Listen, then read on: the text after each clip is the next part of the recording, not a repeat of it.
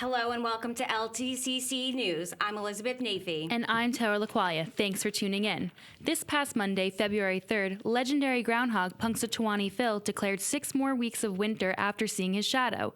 According to AccuWeather, the groundhog has an 80% accuracy rate stemming back to 1887. Phil has seen his shadow 102 times, including this year. This could explain for the significant amount of snowfall we have experienced these past few weeks, and it doesn't stop there. After some flurries last night, be prepared for another weekend of continuous snowfall. According to AccuWeather.com, Poughkeepsie will see another 3 to 5 inches between Saturday and Sunday. 7 people died in a Metro North accident on Tuesday night after the train hit an SUV on the tracks. The accident left over 15 people hurt and is noted as the deadliest accident in the commuter train's history. Once the train collided with the SUV, the car exploded, causing the train to go up into flames. The driver of the SUV is said to be a 49-year-old mother of 3, Ellen Brody. The MTA chairman and CEO, Thomas Pendergast, released a statement on Wednesday saying, quote, "The entire MTA family's thoughts are with the relatives and loved ones of the victims of last night's tragedy." An East Fishkill police officer saved the life of an 18-year-old male suffering from a heroin overdose by administering a life-saving dosage of Narcan. Narcan temporarily reverses the effects of certain drugs, allowing people suffering from an overdose to breathe again and regain consciousness. Officer Tammy Montagna responded to Stormville Mountain, where the male was unconscious, and used the Narcan drug for the first time. The Fishkill police chief said that if the suspect was transported to Putnam Hospital Center and was later treated. Another ISIS video was released earlier this week. Reporter Caitlin LaFaro has more on the story. The Islamic State has released a video, execution style. The video posted on Tuesday was distributed via a Twitter account known as a source for ISIS propaganda. According to Jordanian state TV, the 26-year-old Jordanian pilot, Lieutenant Muaz al-Kazabeh, was killed a month ago, as opposed to the release date of the video as the Islamic State would have liked everyone to believe. The Islamic State hostage, Kazabeh, had been captured when his plane crashed during a bombing mission in Syria. The Islamic State had previously sought to trade him for Sahad al-Rashah, an Iraq woman who was in a Jordanian prison for her role in a 2005 suicide bomb attack that killed 60 people in Amman. The release of the video has prompted Jordan to announce it will execute all prisoners convicted of association with ISIS, including Rashah, who will be hanged. Most gruesome of all are the final 5 minutes of the video. The caged pilot is shown with his clothing doused in gasoline. Kazabeh collapses to his knees, and his screams are not only audible, but pain-stricken. Members of ISIS bury his remains and the cage with a bulldozer before walking away like it was just another day in the Islamic State. For LTCC, Caitlin LaFaro. We're going to take a quick break, but when we return, we'll talk entertainment and sports.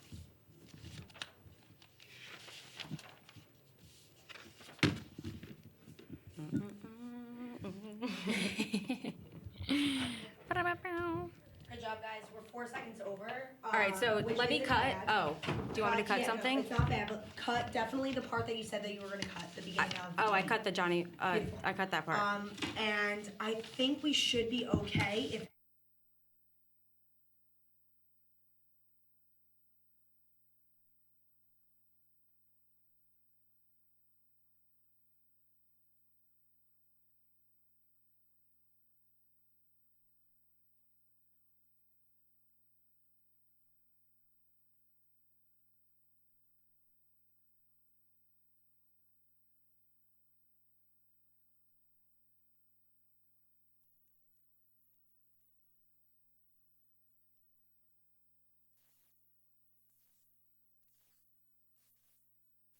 Welcome back to LTCC News. Teachers, students, and book enthusiasts should be pleased to hear that renowned American novelist Harper Lee will be publishing the sequel to her Pulitzer Prize-winning novel, To Kill a Mockingbird. The literary classic has sparked controversy and discussion in classrooms throughout the world since it was published in 1960. The sequel, titled Go Set a Watchman, takes place 20 years later in the same town and features the racial issues and social injustice in the South during the 1950s. The novel is scheduled for release in July.